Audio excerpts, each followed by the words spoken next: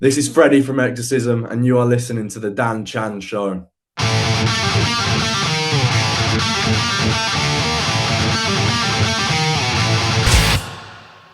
I have Freddie, vocalist, guitarist from UK Thrashers, Exorcism. How's it going, mate? That's going pretty well, thank you. How are you? Very well, thanks for asking. So you're in the heavy metal capital, I assume, of Birmingham. Is that where you are now? Yeah, so this is where I've lived my whole life, and you know, I mean, there's not much of a better place in the UK to start a band. Of course, mate. And what about that big show at Villa Park on the 5th of July? You got tickets? I do actually. You don't? Do you really? I really do. Oh my God. I think you're the first person I've actually spoken to who has tickets for that show. How did you do it? It wasn't actually me that got the tickets, it was my girlfriend. Good girl. Well done. Wow. Well, exactly. I was sat here from about, I tried Ticketmaster priority, Live Nation priority, I mean O2 priority even. Didn't get either of them.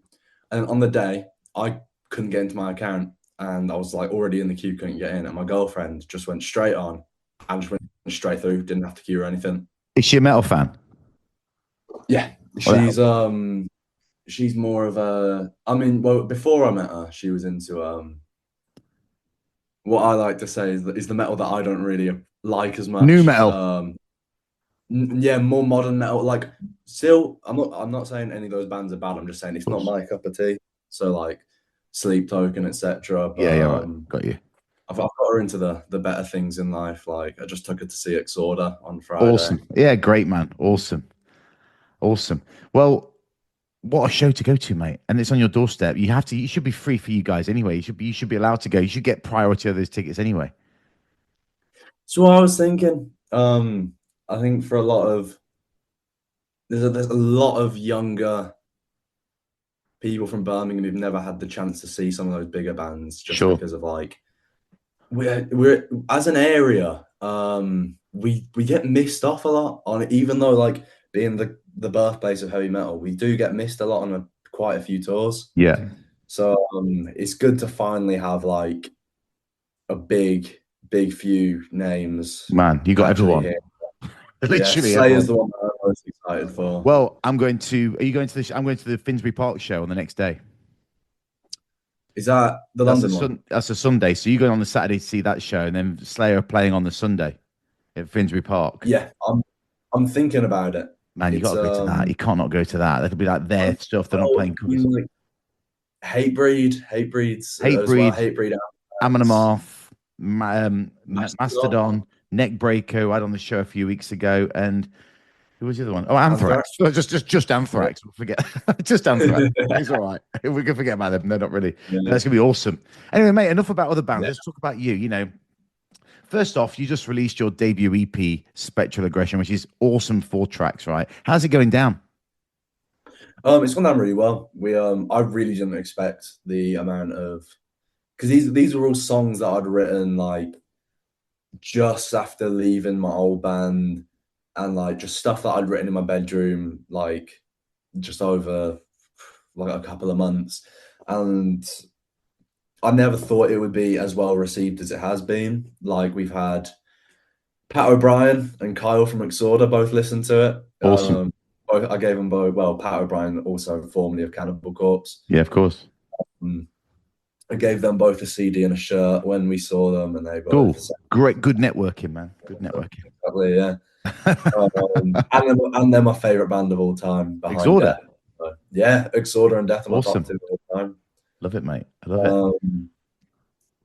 And yeah, just stuff like that. Like, who else have we had listen to it?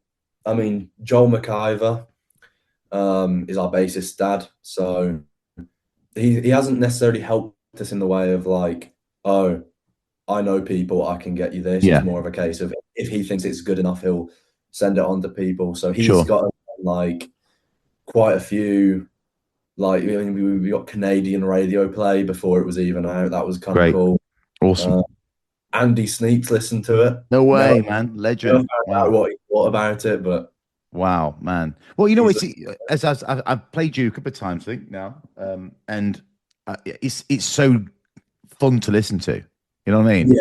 It's really awesome stuff. Now, do you go looking for reviews? Is that something you do, or do you just kind of like you know, some people send you stuff, or do you like go like nerding out and looking on Google and stuff? And it's hard. Um, I've done it before when I was in bands. I was like, you have to have a cheeky little look and see what's coming up the last 24 hours and stuff like that. well, I've done a mix of both, honestly. Like some of them I found just from like having people send it to me and be like, "You've had an awesome review," or like, "Man, our manager Neil," Nice. uh, stuff like that. I mean, we had one review that was it was so we've had some absolutely. I mean, they've all been very good, which has been great because I was mentally like preparing myself to get one that was like, "Oh, it's shit, don't Right. listen to it." But they've all been really good. But there was one that was like they gave us really high praise, and then their like final line was like the final product's okay, and I was like, okay. Oh, you're gonna It was get there, aren't you? You're gonna it get was like I wasn't too fussed about it. It is what it is. But yeah, no. So far, we've been like compared to Exorda a few times, which is like my there. Yeah. personal favorite band of all time. I Yeah. think Sword Awesome. is like a masterpiece of an album. Mhm. And then, but then we've also had like been told it sounds so like Strike the Match sounds like Municipal Yeah. Waste, or like some of the songs sound like they could be on a Testament record, or like a lot of it just sounds like it could be straight out of the Bay Area in the 80s, which was like Of course. a bit, Which a bit. makes me, which makes you want to ask you, because how old are you? Do you mind me asking? No, I'm 18. You're 18 years old, right? You're 18 years old. You look older because the hair's long, right? You're Yeah. 18 years old. How did you get into the thrash scene and that? And how did you find three other guys that could do it with you with this classic sound, etc., with a classic sound with a twist, shall we say? How did you make that happen? So I, I'll try to sum up the story because I could go on for ages about Go how the on. band formed, but I was thrash has always been sort of the genre that I've like come back to no matter what I'm listening to at the moment. So after like I've been playing I've been playing guitars for about 7 years at this point. Never done vocals in my life, and I didn't do vocals up until about 6 months ago. Right. Um, and I just wanted to start a thrash band. I was like, there's only a few in Birmingham, and like I wish there could be a thrash scene here because there's a lot of thrash fans here, but there isn't really much of a thrash scene here. Mm. And of recent times, that's become worse and worse. With there really isn't a thrash scene here anymore. Mm. But let's hope it comes together because there's a lot of newer thrash bands starting like as alongside us, which is hopefully going to help boost it back up. Yeah. So I reached out to a bassist I knew who was he's a more of a death metal fan. Carcass was his favorite band, and he was a big. But he was still a massive Cliff Burton fan. Called Alan, and then together with him, we spent a month or two looking for members. Nothing really came through, like because at that time we didn't really know what bands to reach out to, Yeah. and that had caused a few. Like we were reaching out to some just classic rock bands looking for people, but then we eventually got pointed in the way of one guy called Connor and one guy called Will. And Will became our drummer, Connor became our vocalist. So then that was us set as a four-piece. And we Yeah. gigged around it, doing a lot of covers, and then started a few originals, which we then scrapped because I didn't think they were good enough. Because it's always sort of been my band. It's a bit like how Death was running in the later years. It's like undeniably my band, and everyone else is sort of Yeah. brought on because I know they'll do the job that they need to do. I'm not saying that. I'm not trying to say that in a cocky No, way sure. or No, no, no, no. whatever, Of but course not. Of course not. Of it's course not. wasn't even that's not even how it was like. It wasn't intended to run that way. That's sort of just how it happened Yeah. over time. So then, basically, what happened then is Connor. He was a session vocalist, so I was like, I want to try find a more permanent member.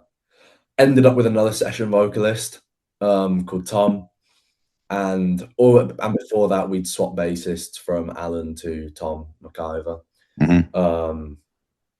So then we're in complete new four-piece, and that basically leads us to where we are today with it's me, Will, Tom, the bassist, because I wanted to do vocals and guitar, because I thought I couldn't really find a vocalist that fitted this like the whole sound I'd got in my head. So I was like, well, why not do it myself? Yeah.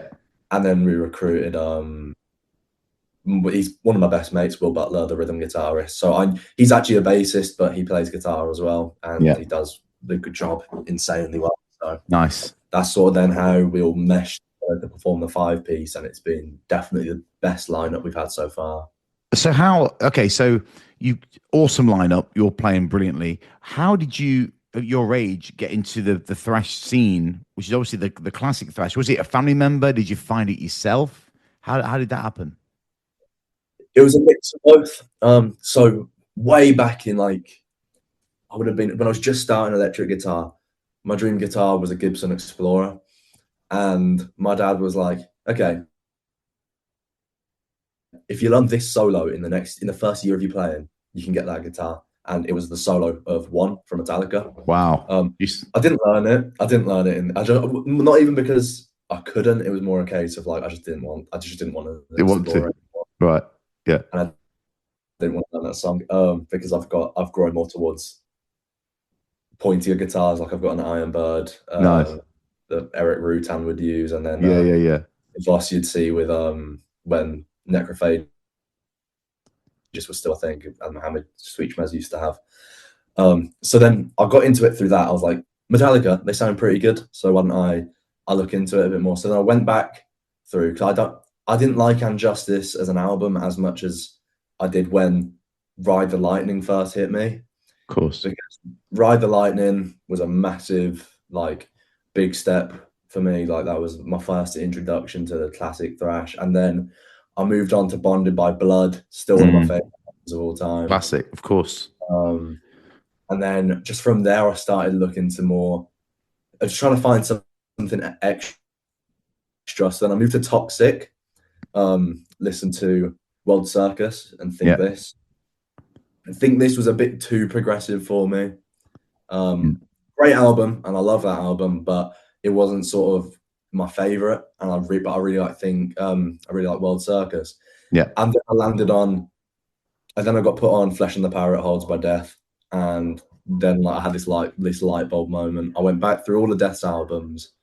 They probably became my favorite band, and then I was just looking on Pull the Plug patches one day, and I saw Slaughter in the Vatican, and I was like, that's a really sick patch. I listened to them, and that's how it's a relevant song for this week.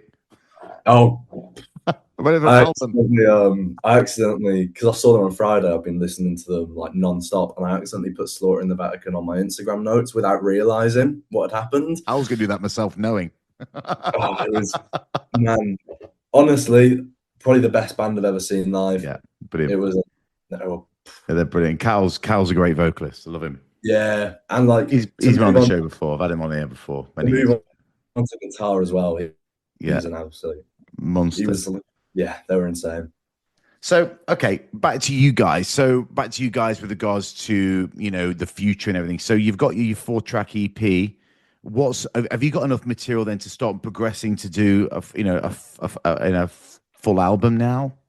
Yeah. So, well, not currently, but we're in the works of it, or more like I'm in the works of it. So recently at live shows like Metal to the Masses, or sort of since I moved on to vocals, we debuted 2 new tracks, one called Tomb of the Ancients and one called Secrets of the Past, which are probably going to be, Tomb of the Ancients will probably be a single from definitely the opening track of the next, which we're aiming to do a full length. And then we're moving to other songs. So while Spectral Aggression followed this whole idea of just like horror and how it can like affect one person, this album, and because we're striving to go for a full length, it's going to be more focusing on just like horror through time, and how like horror has been presented. So we've got a song called The Rack, which is about the famous English torture method. We are covering a certain sort of song on there. I'm not gonna say what, but as an extra track on the end, we're covering a sort of song, and the whole thing's sort of moving to this, I think what we've noticed so far is this full length is going to be notably darker. So we're not in E standard anymore. We're all down in D. Mm-hmm. I'm doing the vocals that are sort of that I do the best, which is more exordery / early death growls instead of the slayery screams I did on the EP. Which, because I was going to do what my sort of natural screams are, but it didn't really fit on it. So yeah, we're moving to a bit of a darker sound, still thrash, but like it's moving further towards death than it is thrash. So it's like, I think it's perfectly in the middle. Yeah, nice. Thrash and death now. How do you approach writing yourself? Do you have to get into a spirit? Do you have to get into the mode, like a mood for it, or is it constantly going running through your head? You know, you're only 18, you're full of it, you're ready to go. Is it always like running through your head, the creativity? I think it's a mix of things. What I noticed was, like, over time is I always have these overarching ideas for a song in my head, but as I like go on with writing and stuff, I sort of need to be in, like, I already, when I start planning to write for the next like release or what's coming next, I plan out each song name because I want an idea of what I should write the lyrics about. That's interesting. And I also write out what sort of vibe I'm going for each of the songs. So like, let me think of an example. Strike of the Match, I was like, I want something that sounds exactly like it could have come from like Violence or Evil Dead, straight out of the Bay Area. And then once I've got that, I'll then listen to the bands around that genre's music, and I'll be like, what do I like in it? What don't I like? And then I sort of sit down, break it. I know it's like a very long way to write, but sometimes a riff will just come to me and I'll be playing and I'll accidentally write a riff and then I'll be straight there. Okay, I need to get my phone out and record it. Yeah. But sometimes I need to actually plan it out ahead, and then that's how I can sort of write to the best of my ability, because I know what I want the song to sort of sound like it could have been. Yeah. From. I know what the song's going to be about, and then once you know what the song's going to be about, you sort of know what mood you need it to be. You know, it needs to be fast or slower, more aggressive, or like, yeah.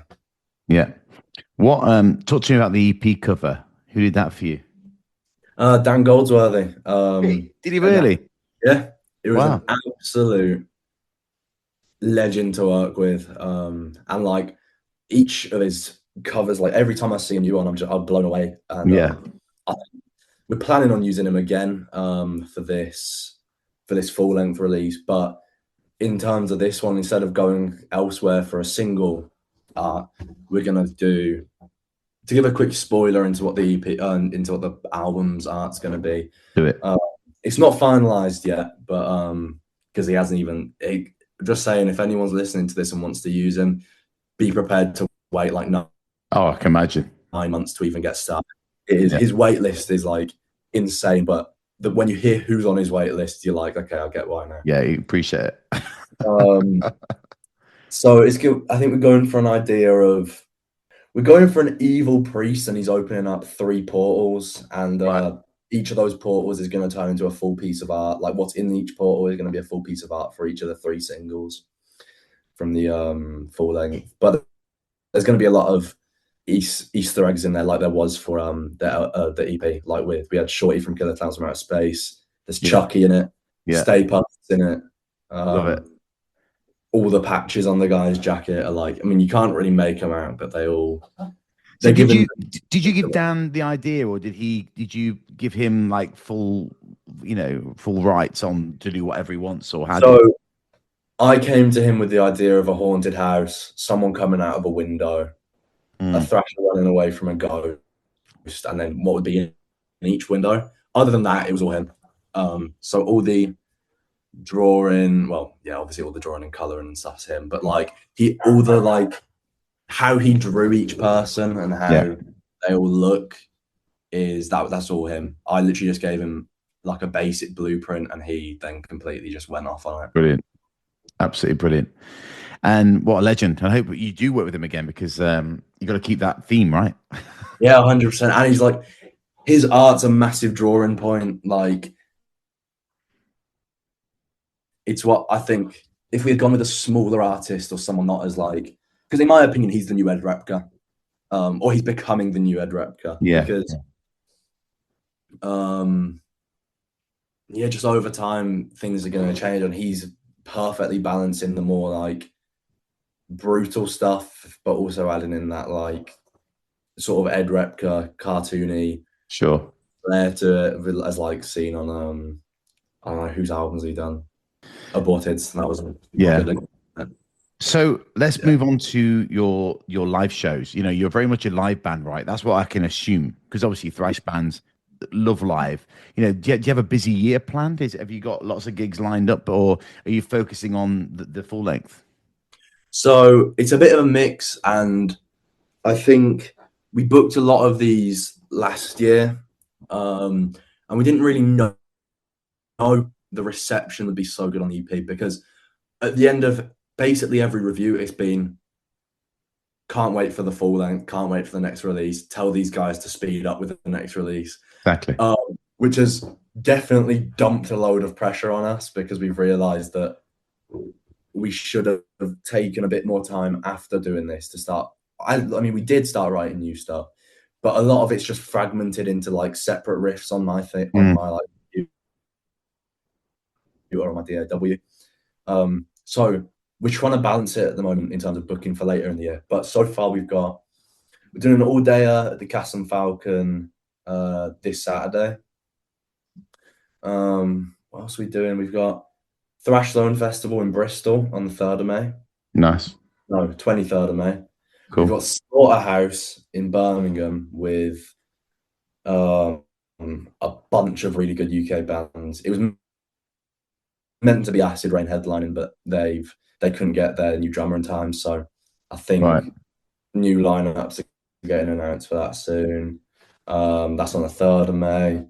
We're then supporting Bewitcher and Devastator on the 25th of May. Back here in Birmingham at the Flapper. So you got a bunch of gigs. Thrash Zones on the 20th. Backing up, you got a bunch of gigs. It's a lot, and then we've got Metal to hoping to not Heat 2 semi-finals, hoping to continue our Metal to the Masses and to get to Bloodstock. Do you know what it is for me? Do you know what it is for me? It's like, what's your demographic like? Because the reason I'm going to say that, because I had Hell Ripper on the show, and I first saw Hell Ripper with Toxic Holocaust and Abbott in Barcelona last year. And first time I've seen Hell Ripper play live, and the crowd was old because they're listening to it like it's like they were part of the original scene. They're listening to it like it was like what it would be like in the Bay Area, because you're playing that music so raw and so fresh. Do you find that can be your crowd as well, like an older, like reminiscent, or is it a fresh new blood coming through? I think we get a mix. We've had a lot of younger fans like absolutely loving it, and like that is what's breathing new life into it. Like almost every show we do, there'll always be like quite a few of a younger crowd moshing along to it. But then, for example, we played Nottingham. We played the Old Sal. The Old Sal. I played there many years ago. Wow. Yeah. It was a really good gig actually. It was an all dayer, and we were on pretty early, so we were like, no one's gonna turn up. Let's just get it done and go home. And it was packed. Brilliant. But mostly an older crowd, and a solid like 10, 15 people from that, and there was probably about 50 in there. Almost everyone, like, we had a really good in like crowd reaction after, but a lot of those people were then like straight away following us on Instagram, asking when we'd be back in Nottingham, and then most of them then bought merch for the EP. So brilliant. That's what you want, mate. That's what you want. You're a very creative guy, obviously, and obviously you love being on the stage. What do you prefer, being the creative side in the studio or playing live? Playing live 100%. There's no doubt in my mind. That's why you're doing it, to play live. Yeah. I love writing the songs and like hearing them finally pieced together and becoming like what I'd envisioned in my head when I first thought of it. But because I'm sort of the band leader, I'm when we record, I'm always in the studio. Yeah. Which has led to me falling asleep in there like 3 times over the course of recording the EP. So actual studio days where I'm just sat around, sort of I know what making you mean. sure and stuff. Like Yeah. I don't like them as much, but gigs I absolutely love them. Brilliant. So, what's on the band's bucket list? You're so young, with all respect. You've got potentially a huge musical career ahead of you. What would be on your bucket list? Me personally, definitely Bloodstock. I mean, it's like Which could happen, right? which could happen. It could happen this year if we keep Exactly. going well in the Metal to the Masses. You know, Right. Metal to the So Masses. it's an easy one. That could be a big tick straight away. So what else? Hell's Heroes in Texas. Oh wow. I Okay. would adore to play that. That would Yeah. be amazing. Not even because it's not the biggest festival ever, but it's a festival of just my favorite type of music. Yeah. Obviously, like Doom and stuff in there as well. But What about a deal? Or are you happy to self-release and do it DIY? I mean, we're perfectly happy going as we are, but Fair play. I'm trying to think about who's still going. Probably Nuclear Blast. That would be a massive. Nuclear Blast, Metal Blade. They're all. I mean, you know, Um, probably Season of the Mist. That would be another good Season one. Miss. Yeah. Yeah. A Roadrunner still going. Not that I'm I don't familiar think with. they are. No, if they were still going, 100% then. Yeah. And then also probably a guitar endorsement. Well, definitely a guitar endorsement for me. I mean, I'm a guitarist. Of What course. guitarist wouldn't want that? Of course. If it could be from anyone, it would be BC Rich. Yeah. But Yeah. I don't really do them as much. But I think a Jackson endorsement or I Nice. think would probably be one of my favorites. Or even just with a custom brand, like I'm looking at getting a custom made for Exorcism that's pretty reminiscent of the X in our logo. Nice. Nice. But Nice. yeah, honestly, guitar endorsements, some of the bigger festivals, Vacken, that would be another sick one. Perfect for you. Or Hellfest. Awesome. They're all great. Anything like that, right? Honestly. A big outdoor gig.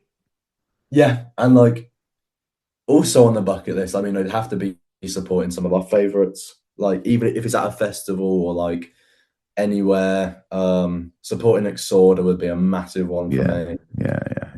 Of course. Probably Left to Die. I know they're more of a death tribute band, but still, it's Rick Ross and Terry Butler. Yeah.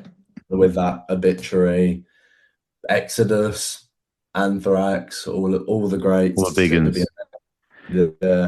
With all your love of thrash, what's the best thrash song? What track would you want to be played at your funeral from your repertoire of music that you love? What would it be? What for the reason? Let's look at like the best riff or whatever. What do you think? Because I know it's a tough question, but just one or two tracks from your, straight off the top of your head, what would it be? Well, I think the funniest thrash song to be played at my funeral will probably be "I Am the Law." Yeah, yeah. But I think some of the best thrash riffs are all. I know it's not the thrashiest song ever, especially from, once again, I'm coming back to Exorda, but Desecrator. Yeah. It's a slower paced one, but then when it goes to those fast bits, those riffs are absolutely mental. Awesome. And what do you think is what one track from your repertoire, from your 4 tracks from the EP, what one track of those of that EP do you think sums up the band the best? If you had to explain to someone who what Exorcism is, which track would it be? I think it would either be, I'm between two. It would either be Lost in the Dark or Spectral Aggression, the start track. Okay. So I think Spectral Aggression. Lost in the Dark thing's my favorite, I think. That's my favorite, and surprisingly, it's the least listened to out of all of them. That's mad. Yeah. I think it's the best not the best, but I think it's definitely the most just in your face. It's our favorite, Fred. It's all right, mate.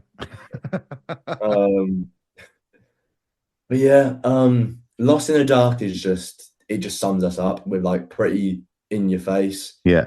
and we can also go to the slower bits. Yeah. But I think Lost in the Dark, it shows how we can be more melodic with our writing Mm. and like make because that intro was I ever since I had the idea for this EP, I was like, I need an intro. I need a big intro, and I think Spectral Aggression is the perfect intro for the EP. Yeah.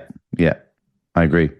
I agree with that. From what I've heard, obviously, it's as I said, it's a lot of fun to listen to. I love it. Really do love it. Now, what three words describe the band the best? Do you think? Relentless, because we've been both complimented and been told it's one of our flaws that our set is there's not really a break in it. There's no like we don't really slow down much. Like we no fade to blacks in there. Yeah, there's no like fade to black or nothing else matters in there. I think relentless, brutal. I think there's a lot of riffs, especially in the newer stuff. Great. Where like we'll get to it and we'll just watch everyone like pull a stank face or start headbanging. Yeah, awesome. And probably enjoyable. I think one of the things we were complimented on the most at Metal to the Masses was like, aside from being like a very tight, cohesive unit when we like as soon as we hit that stage, they also said the judges also said they could tell we were having fun and we were loving what we do, and it really pushed back onto the crowd, because if you're stood on stage not seeming like you're enjoying it that much, the crowd are going to react the same way. Of course. But then you seem like you're having the time of your life, which honestly, some gigs we're not, some gigs we're really tired, but as soon as we hit the stage, that's like what's coming out of us. What would you tell people that listen to this show right now? Why should they listen to Spectral Aggression? I think people should listen to it because I know a lot of people don't really want to look back from the golden era of thrash or look forward from it. And I was the same for a while. Like, what is the point in new bands making thrash if there's this many albums from like the 80s that are just, and 90s if we count something back, from this like 10-year period that are absolute masterpieces. But it's going to be the new bands that are going to keep it going, because a lot of those bands aren't going anymore or are retiring. Yeah. And one of the things we were complimented the most on is the whole EP sounds like it could have been out of the Bay Area. Absolutely. The birthplace of thrash. Yeah, I totally agree with you, mate. And great answer. Finally, what's the most used emoji in your phone? Oh, I don't know what to call it. It's the little red guy, the demon face. Oh, the devil. Little devil dude. Okay, that's cool. Sound, absolutely. Freddie, listen, man, thank you so much for joining the show. I really appreciate it. I think you're going to go far, and Exorcism are ones to watch for sure. So good luck with the rest of 25 and onwards. Thank you, man. It's been an absolute pleasure.